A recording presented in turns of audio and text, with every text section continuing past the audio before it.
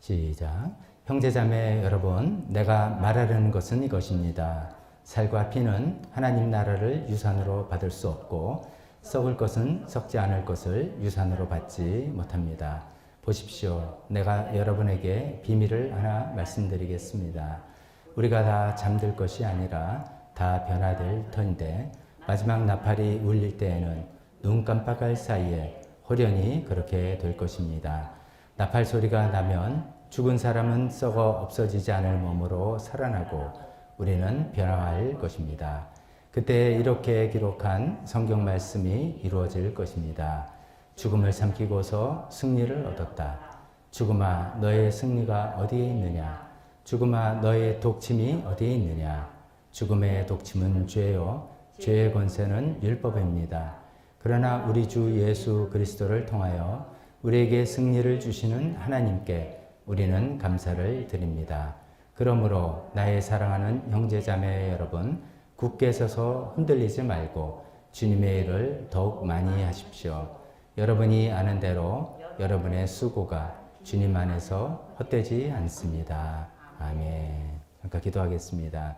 하나님 아버지, 부활의 마지막 이야기를 하면서 그러므로 그 모든 결론은 주님의 일을 더욱 힘쓰라 하시는 그 내용을 저희가 오늘 살펴봅니다.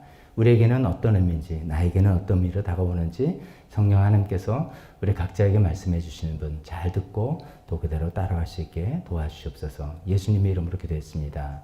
아멘. 자리에 앉으시기 바랍니다.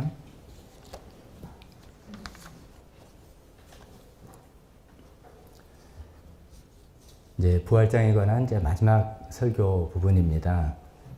좋은 내용인데 좀 너무 많이 들으면 또 좀 지겨울 수도 있는데 이제 좀 마지막 부분이니까 정리한다 이렇게 생각하시면서 들어주시면 좋겠습니다. 오늘 설교의 전반부는 저는 성경 본문에 있는 내용을 좀 설명해드리고 후반부는 그것이 우리에게 어떤 의미인지 그렇게 말씀드리려고 합니다. 오늘 본문의 내용을 보면 또 사실은 굉장히 우리가 알지 못하는 놀라운 신기한 이야기를 하고 계십니다. 우리가 그동안 부활에 대해서 쭉 살펴봤을 때 이제 부활이 이제 우리는 언제 부활이 되느냐? 예수님 재림 때 한때야 이렇게 이제 알려주잖아요. 예수님이 재림될 때, 재림하실 때 우리도 다 부활하는데 지난주 말씀에 의하면 그 부활은 우리 몸이 연속성이 있고 분명히 나는 분명히 나다라는 거죠. 연속성이 있는데 또 불연속성 전혀 나와는 다른 엄청나게 다른 그런 몸으로 변하게 된다라는 그런 내용이죠. 사실 그렇게 되어야만 되죠. 왜냐하면 우리가 오늘 말씀에 보면 형제자매 여러분 내가 말하려는 내 말의 포인트는 이겁니다 하면서 살과 피는 하나님 나라를 유산으로 받을 수 없습니다. 여기서 살과 피는 우리의 지금 자연스러운 몸이죠. 우리의 자연스러운 몸은 여기 세상에서 아무리 성공을 하고 이 세상에서 아무리 큰 어떤 일을 한다 할지라도 하나님 나라를 유산으로 상속받을 수 있는 게 아니라 왜냐하면 하나님 나라는 그런 나라가 아니기 때문이죠. 우리가 유산을 상속으로 받을 하나님 나라는 지금과는 굉장히 또 다른 형태. 그래서 성경에는 새 하늘과 새 땅이라고 표현하는 굉장히 다른 형태의 어떤 물질 세계가 될 텐데 그 세계를 상속받기 위해서 우리는 또 완전히 변화된 새로운 부활의 몸이 되어야 된다라는 그런 내용을 이야기하고 있습니다. 그러면서 사도 바울이 이제 비밀을 하나 말해주겠다라고 얘기합니다. 아마 이제 사도 바울이 계시로 하나님께서 알려주신 그런 비밀이겠죠. 언젠가는 마지막 나팔이 울린다. 그게 우리가 육성으로 들리는 나팔일지 아닐지 그거는 좀 신비하게 모르지만 마지막 나팔이 울릴 때 예수님께서 다시 이 세상에 오시게 된다. 참 여러분 이거 다 믿으시나요? 예수님께서 마지막 나팔과 함께 이 세상 다시 오신다. 재림. 이게 좀 제가 뭐 이렇게 설명하니까 뭐 그런가 보다 이렇게 하면 정말 곤란하고요. 정말 재림 예수님 다시 오시고 우리가 그때 부활하고 이렇게 되는 것이죠. 다시 올 때 크게 두 파트입니다. 그 전에 죽어있던 사람은 예수님 다시 올 때 이미 죽은 사람은 썩어 없어지지 않을 몸으로 살아난다. 그게 이제 우리가 계속 지난주부터 그 전부터 살펴봤던 부활의 몸으로 다시 부활한다. 살아나는 것이고 그 예수님께서 재림하실 때 살아서 그 예수님 재림을 맞이하는 사람들은 변화할 것이다. 아주 그냥 즉흥적으로 호련히 순식간에 자연스러운 몸에서 신령한 몸으로 썩어지는 몸에서 썩지 않은 몸으로 변화될 것이다. 죽은 사람은 부활의 몸으로 살아날 것이고 예수님을 맞이하는 사람은 놀라운 부활의 몸으로 변화될 것이다. 그것을 이제 놀라운 비밀이라고 말씀해 주십니다. 그러면서 그때 비로소 죽음이라는 것이 완전히 멸망하게 될 것이다. 우리가 이전에 이미 죽음에 대해서 15장을 살피면서 죽음에 대해서 살펴봤습니다. 죽음은 마지막 원수다. 그죠? 마지막 원수임인데 예수님 믿는 우리에게 죽음은 축복이기도 하다. 이런 내용을 살펴봤습니다. 근데 이제 축복이기도 하다는 내용은 우리가 이제 예수님 믿고 난 다음에 우리가 생각하는 것이고, 오늘 이 본문에서 계속 이야기하는 것은 마지막 원수인 죽음, 가장 처참하게 우리를 괴롭히고 잔인한 원수였던 이 죽음이 그때 비로소 예수님께서 재림하시고 우리 모두가 부활할 때 비로소 완전히 끝이 날 것이다 라고 하는 이야기죠. 그러면서 굉장히 이제 수사학적인 표현으로 rhetorical statement, 수사학적 표현으로 이렇게 이야기하죠. 죽음아, 너희 승리는 어디에 있느냐? 어디에 있습니까? 죽음의 승리는 어디 있습니까? 죽음의 승리는 2000년 전에 십자가에서 있었어요. 예수님을 십자가 못 박을 때 죽음이 뭐 제일 좋아했던 거야. 드디어 이겼다. 하나님의 아들을 내가 죽였다. 라고 막 환호성을 쳤는데 3일 후에 실패한 것으로 끝나게 되고, 그리고 이 예수님께서 재림하시고 우리가 다 부활을 그때 죽음의 승리는 더 이상은 어디에도 없는, 그 누구도 죽음의 공포와 두려움에 사로잡히지 않는 그런 때가 드디어 그때 온다. 그래서 죽음아 너의 승리는 어디에 있느냐? 아무데도 없다.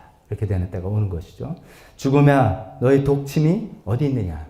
그러면서 친절하게 죽음의 독침은 죄라고 또 이야기하십니다. 그래서 죽음의 독침은 어디 있냐? 그전에는 죽음의 독침은 모든 사람에게 있었다는 거죠. 모든 사람이 죄인이니까 그 죄로 인해서 독침을 다 받고 다 죽게 되는 그 우리의 운명인데, 예수님의 부활로 인해서 독침은 사라지고 그 죄는 없어지게 됐다는 거죠. 예수님의 부활과 십자가 부활로 죄 형벌에서 우리를 다 구원해 주시고, 우리 예수님은 우리를 죄의 권세에서 매일매일 구원해 주시고, 그 다음에 그 파이널리 마지막에 재림과 부활 때 죄의 존재 자체를 없애버리기 때문에, 죄라는 것이 자체가 없어지기 때문에 죄의 독침인 죽음의 독침인 죄가 없어지고 죽음도 없어지는 그런 때가 온다. 그래서 마지막에 이렇게 얘기합니다. 우리 주 예수 그리스도를 통하여 우리에게 승리를 주시는 하나님께 우리는 감사드립니다. 더 이상 죽음이 없고 우리 모두는 부활해서 정말 하나님께서 우리에게 유산을 주실 그 놀라운 하나님의 나라, 새 하늘과 새 땅이라고 표현되는 그런 곳에서 영원히 살게 될 그 이야기를 이야기해주고 있습니다. 자, 이것이 어떻게 보면 예수님 믿는 우리에게 주어진 큰 그림입니다. 빅 픽처. 즉 우리가 앞으로 어떻게 되는 건가?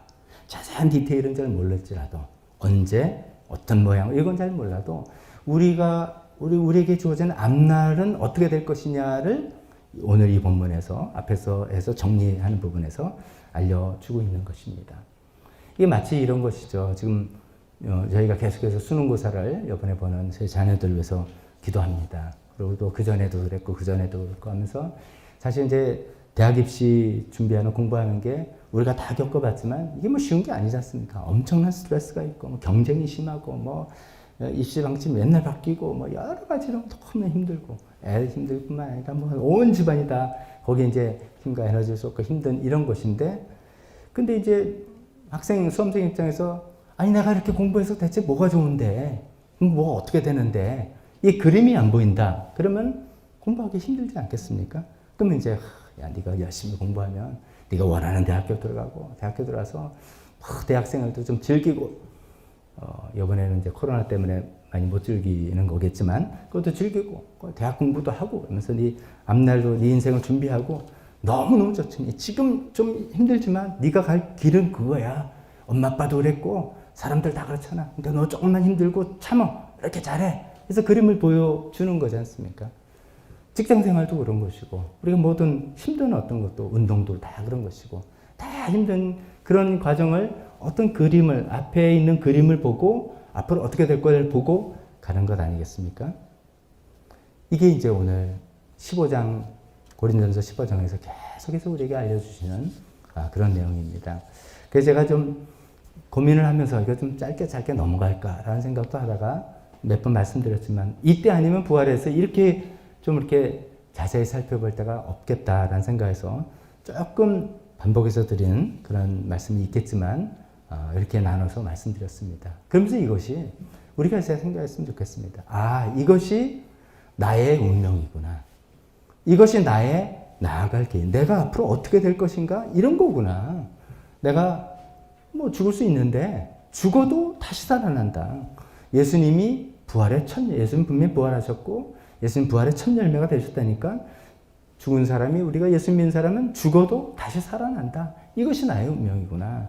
또 그때 죽음은 지금은 가장 잔인한 원수 그렇게 되어 있지만 그때 완전히 멸망되고 오히려 죽음이 나한테는 축복이 되어서 하나님 세계에 나가는 그런 도구가 되는 거구나. 또 내가 어떤 몸으로 살아나느냐? 지난주 말씀드린 것처럼 혹시 이제 사과 씨하고 사과 그거 기억하셔도 좋을 것 같고요. 지금 내 몸은 이렇게 사과 씨 같은 거지만 나중에 부활하면 사과 열매와 사과로 연결된 놀라운 그 세계가 상상할 수 없는 세계가 펼쳐지는 것 같은 그런 놀라운 세계가 이루어지는 거구나. 그것이 나의 운명이구나. 그것이 내가 지금 여기서 어떻게 뭐 초라하게 어쩌면 좀 답답하게 이렇게 살아가는 것이 나의 운명이 아니라 이렇게 살다가 죽는 게 아니라 이런 세계가 나한테 열려 있는 것이고 하나님께서 이런 세계를 주신 거구나 라고 생각하시면서 우리가 살아가면 좋겠습니다.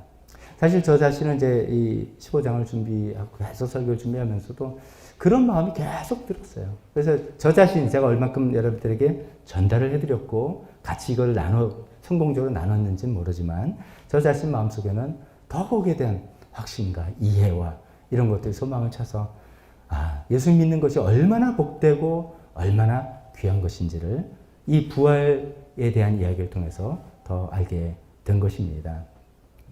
자, 그렇다면 그것이 이제 어떤 내용의 설명이라면 그래서 이제 우리에게는 어떤 의미가 있느냐라는 것이죠. 그 이야기를 사도 바울의 표현으로 우리가 들어보는 것이 58절입니다. 그러므로 그래서 결론이다 이거예요. 결론. 이따까지 쭉 얘기했는데 결론은 이거다 이거죠. 그러므로 나의 사랑하는 형제자매 여러분 굳게 서서 흔들리지 말고 주님의 일을 더욱 많이 하십시오. 여러분이 하는 대로 여러분의 수고가 주님 안에서 헛되지 않습니다. 여기서 만약에 사도 바울의 결론이 그러므로 여러분들은 지금 산속에 들어가서 예수님의 부활을 학수고대하면서 온 세상 일을 버리고 그날만 기대하고 있십시오. 라고 했다면 우리는 그렇게 해야 될지 모르겠어요. 그런데 그렇게 하지 않았다는 거죠. 그런 의미에서 제가 지난주에 부활이 우리가 바라는 아무리 귀한 거지만 온 세상에서 부활만 바라고 그것이 목표가 돼서는 되는 것보다는 우리가 하나님께서 우리에게 맡기신 일을 충실하게 살아나갈 때 그냥 사은품처럼 주어지는 은혜로 주어지는 그냥 당연히 하나님께서 주어질 거니까 그런 거라 말씀이죠. 그것이 바로 이제 58장의 이 내용이죠. 이 부활을 하나님께서 이렇게 우리에게 약속해 주셨고 우리 앞날을 이렇게 놀랍게 소망으로 채워놨으니까 그러므로가 그거 아닙니까? 그렇으니까 여러분들은 한마디로 쫙 말하면 주의 일에 더욱 힘써라 이런 이야기를 하고 있는 것이죠. 자, 이것을 우리가 생각해 보고 싶습니다. 그래서 주의 일에 더 힘쓰기 위해서 저와 여러분들이 해야 될 것이 그런 것이죠. 교회 일에 더 충성 봉사하고 우리가 영혼 구원과 전도에 더 애를 쓰고 교회 성장에 더 힘을 쏟고 뭐 이런 거라고 우리가 쉽게 생각할 수 있습니다. 그렇게 하면 좋죠. 뭐 우리 다 좋죠. 그래서 주의 일에 더 부활 약속했으니까 우리 딱 힘써서 우리 교회가 막 성장하고 뭐 각자 사역을 맡아서 하고 그럼 제가 이제 사실 그 목회를 하면서 인도하고 싶은 하나님 뜻대로 인도하고 싶은 방향이기 때문에 다 좋죠. 너무 좋죠. 그런데 우리가 여기서 이제 제가 오늘 드리고 싶은 말씀은 이 주의 일이 뭐냐 이거죠. 이 주의 일이란 뭐냐. 우리가 하나님께서 이렇게 부활을 우리에게 약속해 주셨으니까 딴 거 걱정하지 말고 뭐 쉽게 말하면 딴 거 걱정 말고 이건 주의 일에 힘써라 이런 이야기를 하는데 이 주의 일을 어떻게 정의 내리고 무엇이라고 해야 될 것인가. 물론 하나님께서 어쩌면 가장 기뻐하고 우리의 가장 귀한 일이 어쩌면 사역과 전도와 또 신앙적인 어떤 기도, 성경 읽고 주의 일을 봉사하고 이런 거 틀림없습니다. 그건 틀림없습니다. 하지만 그거는 당연한 거 너무나 틀림없는데 그것만 하자는 것이 절대로 아니라는 그런 의미에서 이런 말씀을 드립니다. 이 주의 일은 모든 일이다. 다시 말씀드려서 모든 일이 하나님의 일이고 또 모든 일을 주께 하듯이 하자. 이 말씀을 제가 오래전에 한 2년 전에 설교를 한 것 같은데 또다시 드리고 싶습니다. 우리가 잘못하면 주일이 우리가 그냥 이원론적으로 생각하기 때문이죠. 은혜를 받으면 내가 그러면 또 주일에 좀 더 내가 힘쓰겠습니다 하면은 막 세상 일 내려놓고 맨날 교회 와서 기도만 하고 아니면 교회 뭐 할 일 없나 이렇게만 생각하는 것이 도움이 되고 귀합니다만 이원론적으로 생각해서 하나님 일이 따로 있고 세상 일이 따로 있다라고 생각하는 의미에서 주의 일이 돼서는 안 된다는 말씀을 저는 드리고 싶습니다. 모든 일은 하나님의 일이다. 한번 따라해 보시겠습니까? 모든 일은 하나님의 일이다. 이 모든 일에 포함되는 게 모든 것입니다. 정말 직장, 가정, 건강, 우리 재정, 뭐 사람들 관계, 뭐 취미, 오락, 모든 일입니다. 이 모든 일, 내가 생각하는 모든 일은 주의 일이다. 이 생각을 하셔야 되고요. 그렇기 때문에 이 모든 일을 죽게 하듯이 하는 것이 우리가 주의 일에 더욱 힘쓰라 하는 것이죠. 오해는 안 하시리라 믿습니다. 그러니까 사역하고 목장 이런 거 하지 말라는 소리구나. 그렇게 이해하시는 분은 안 계시죠? 그 뜻이 아니라 이제 우리가 피하고 싶은 것은 위선적인 사람이 되지 말자 하는 것이죠. 그러니까 교회에 오면은 참 좋은 사람이고 참 좋은 사람인데 집안에 가면은 썰렁하고 냉랭하고 집안 분위기가 그렇고 직장에 가면은 사람들이 저 사람 참 얌체야 이런 소리 듣고 교회 오면서 막 하고 이렇게 되는 위선적인 모습, 냉랭한 모습 되면 절대로 안 되는 것이죠. 그런 분에게 교회일이라는 것은 세상 일은 뒤처치고 세상에서는 세상 사람과 똑같은 방식으로 아니면 더 한 수 위에 있는 방식으로 막 이렇게 해서 그 다음에 교회에서만 잘하면 된다라는 굉장히 잘못된 그런 생각을 갖고 있는 것이죠. 모든 일은 하나님이기 때문에 하나님의 일이기 때문에 우리가 접하고 우리가 행동하고 살아가는 숨쉬는 모든 것들이 하나님 앞에서 내가 하나님께 하듯이 하는 사람이 될 때 우리 삶과 인격이 변화되고 전도를 위해서도 그런 것이죠. 꼭 전도를 위해서 하자는 게 아니라 요새는 말로 전도하는 시대는 지나갔다는 거 우리가 다 알지 않습니까? 삶으로 우리 인격으로 전도를 해야 되는 것이죠. 전도를 하기 위해서 인격이 예수님처럼 닮아가자도 아닙니다. 전도를 하기 위해서 그것도 전도가 목적이 아니라 우리 삶이 그렇게 살아가는 것 자체가 하나님의 뜻이죠. 그 모든 것이 마시든 먹든지 마시든 모든 일을 하나님의 영광을 위해서 하라라는 그 말씀을 할 때도 제가 그런 말씀을 드렸던 기억이 납니다. 모든 일에 하나님의 영광을 위해서 그걸 위해서 나보다 연약한 사람을 위해서 양보하고 배려하고 하는 것이 하나님의 영광이 된다는 그런 삶과 그런 인격이 되는 것이 정말 그것이 하나님의 일이고 그 모든 일에서 주를 위해서 살아가는 그런 것이죠. 우리가 보통 모든 일에서 그러니까 신앙적인 어떤 교회 생활이라 그럴까요? 교회 생활과 교회 밖의 생활, 가정이든지 직장이든 사업이든지 친구 간의 생활, 내 취미라든지 이런 모든 생활에서 이 구분이 중요한 게 아니라 어떤 자세로 임하느냐 이게 중요하지 않겠습니까? 즉 우리가 교회 오면은 굉장히 신앙을 발휘하고 신앙적으로 믿음으로 대하고 하려고 애를 쓰죠. 그렇게 하는데 가정에서도 믿음을 발휘해야 되는 것이죠. 좀 제가 두서없지만 이제 구체적인 이야기들 몇 가지 말씀드렸다면 가정에서 믿음을 발휘해야 될 제일 중요한 장소가 결혼하신 분은 부부관계. 부부 사이에서 정말 믿음을 우리 남편은요, 우리 아내는요 이렇게 된다고 그냥 우리가 그냥 그냥 이렇게 거리 있고 하는 것이 당연하다? 아닙니다. 정말 그것이 가장 우리가 믿음을 발휘해야 될 가장 중요한 장소 아니겠습니까? 싱글인 분들은 나한테 가장 소중한 어떤 사람 관계가 있겠죠. 그 사람 관계에서 내가 가장 믿음을 발휘해야 돼. 믿음을 발휘한다는 게 뭡니까? 인내하고, 견디고, 양보하고, 희생하고, 도전하고 하는 모든 것도 하나님의 도움을 구하고 내 뜻대로가 아니라 하나님의 뜻이 되기를 애쓰고 하는 그런 모든 믿음을 발휘해야 될 때가 결혼하신 분은 저는 부부관계라고 생각합니다. 부부관계에서 가장 먼저 해야 돼요. 제가 완벽히 했다는 뜻이 절대로 아니라 그것이 가장 중요한 관계고 자녀들과의 관계고, 부모님과의 관계고, 그런 곳에서 또 출발해요.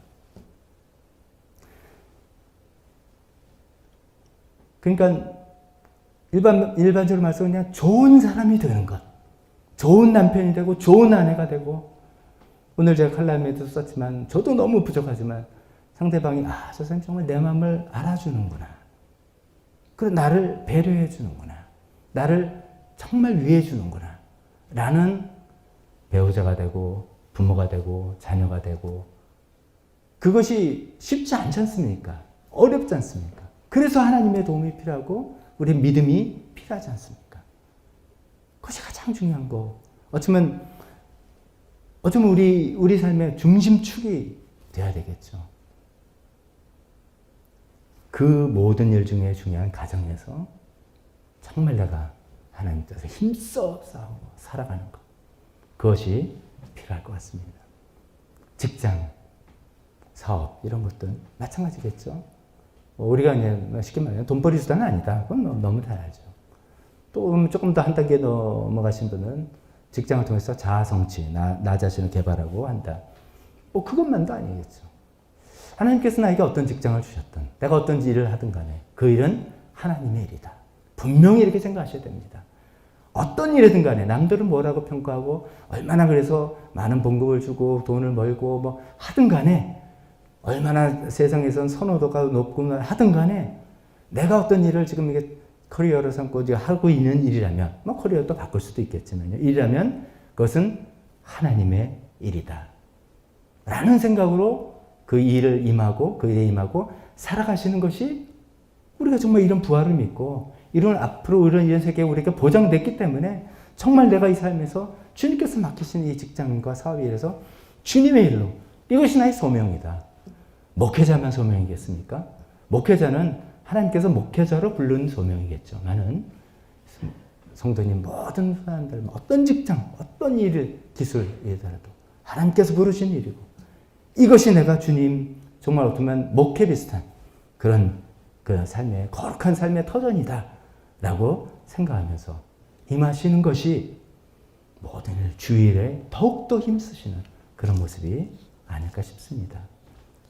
그 일을 통해서, 직장 일을 통해서 하나님께서 우리를 얼마나 연단하고 다루십니까?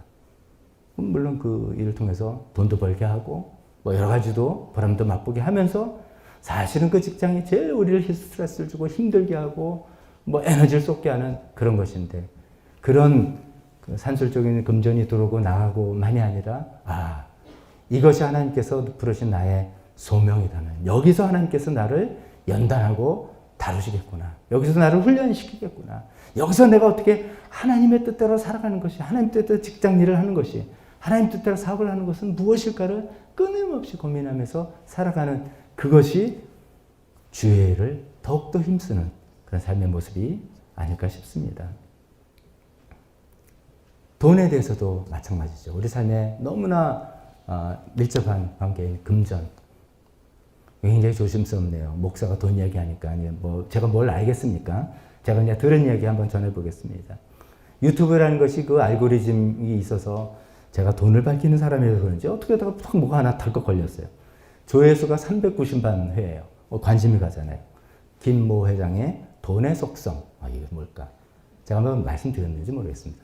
그러니까 이제 목회자는 늘 돈에 대해 설교를 해야 되고 염두에 두니까 관심이 있어서 들어갔는데, 이제 굉장히 이제 제가 그 전에 몰랐던 그런 이야기를, 인사이트를 많이 들었습니다. 근데 제 마음속에 딱 와닿은 게, 그분이 이런 설명을 하네요. 돈에는 4가지 능력이 있다. 돈을 버는 능력, 돈을 지키는 능력, 돈을 불리는 능력, 돈을 쓰는 능력, 4가지 있다. 제가 곰곰이 생각해보니까 저는 그동안은 돈을 버는 능력과 쓰는 능력밖에 몰랐던 것 같아요. 돈은 하면 그냥 열심히 해서 벌고, 그 다음 주를 위해서 쓰고, 이렇게만 생각했는데, 2가지 중간 단계도 정말 필요하구나.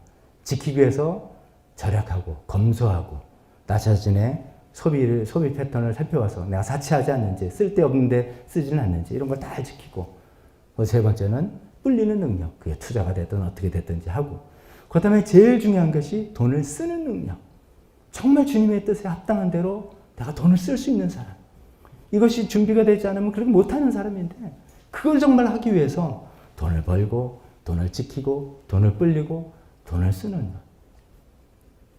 우리가 돈이 우리 주인이 돼서는 안 된다라는 얘기를 늘 하지 않습니까? 내가 돈의 주인이 돼서 나를 섬기는 도구로 삼아서 결국 나의 주인이 되신 하나님을 섬기는 도구로 삼는 훈련, 연습, 과정 너무너무나 필요한 것 아니겠습니까? 우리가 주의 일에 더욱 힘쓴다는 것은 우리가 매일매일 쓰는 돈을 정말 이 돈이 주인이냐 내가 주인이냐. 돈아 내가 너 주인이다. 근데 너는 나의 주인 대신 하나님을 섬기는 도구로 내가 사용한다. 라는 것을 자꾸 훈련해 보는 것이죠. 벌고 잘 벌고 잘 지키고 잘 불리고 잘 쓰는 그 단계까지 나가서 정말 그런 걸 잘 해볼 때 그것이 그 돈이 큰 돈이 액수가 큰 돈이든 작은 돈이든 간에 정말 주님의 뜻에 합당하게 돈을 사용하는 사람일 때 우리가 주의 일에 더욱더 힘쓰는 그런 사람이 되지 않겠습니까? 건강 마찬가지라 생각합니다. 건강 이야기할 때 저도 제가 좀 늘 제 마음속에 좀 혹시나 성도님들이 오해하실까. 저는 현재까지는 건강의 유전자가 있는 것 같아요. 저희 아버님이 아직도 100세 건강하신 거 보고 또 제 증조 할아버님도 그 옛날에 100세까지 사셨다니까 아무래도 이제 유전자는 좋다 이렇게 생각을 해서 제가 뭐 그렇게 신경을 안 써도 아직까지 큰 병이 없고 제가 어느 날 돌아보니까 내가 뭐 아파서 주의를 빠진 적은 없다. 이거 너무 세상 감사하더라고요. 뭐 제가 막 독감에 걸려서 아니면 병에 입원해서 주의를 넘길 수도 그럴 경우도 있을 거 아닙니까? 한 번도 그런 일은 없었구나. 너무 감사하다 생각했는데 뭐 저는 좀 좋은 조건을 타고난 것도 사실이겠습니다만 이것이 건강 염려증이거나 건강 우상주의로서가 절대로 아니라 우리는 우리 몸을 하나님의 우리 청지기로서 잘 관리하고 지켜야 될 책임이 있습니다. 이것이 주의 일입니다. 저는 감히 그렇게 이야기합니다.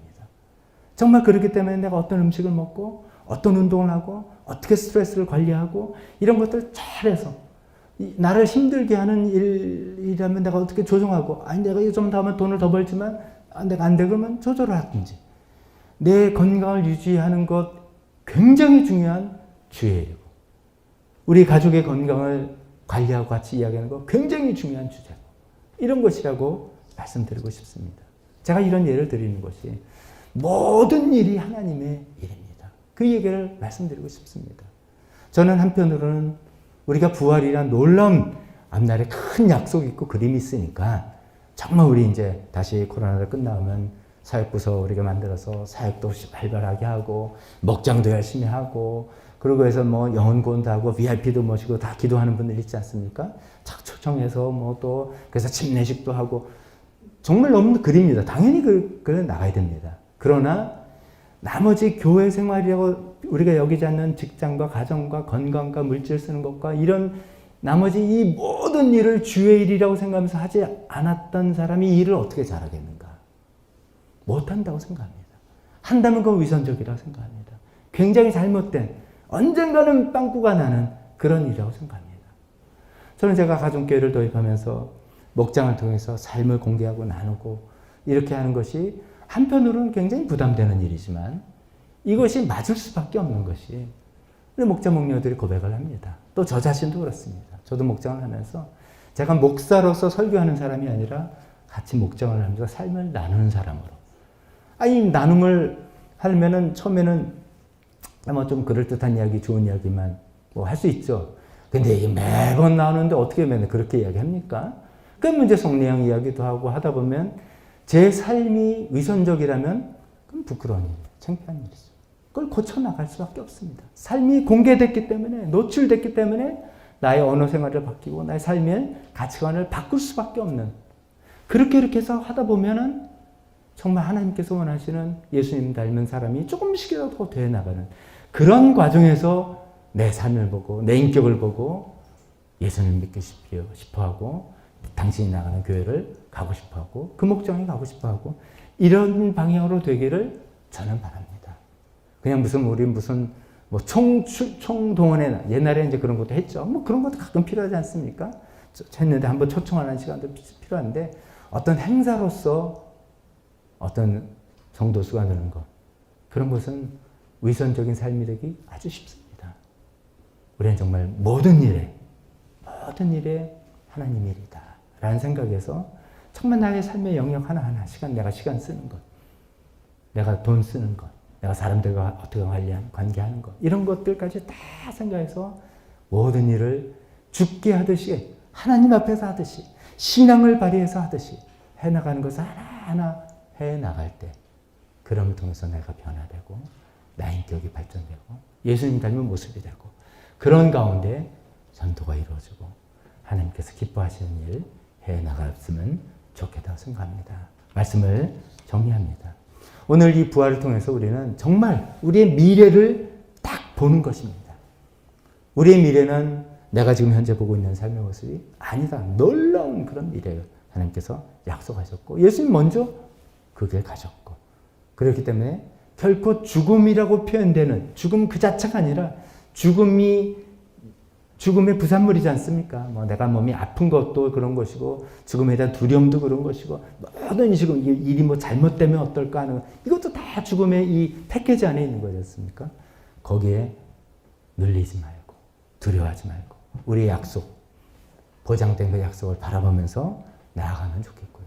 그렇기 때문에, 그것이 보장되어 있기 때문에 우리가 더욱더 주의 일에 힘쓰고, 교회 사역 중요하고, 모든 일이 하나님의 일이고, 모든 일을 하나님께 하듯이, 주께 하듯이 하는 것이 우리 삶의 습관이 되고 삶의 인격이 될 때 하나님께서 정말 기뻐하시는 우리 삶이 되시리라 믿습니다.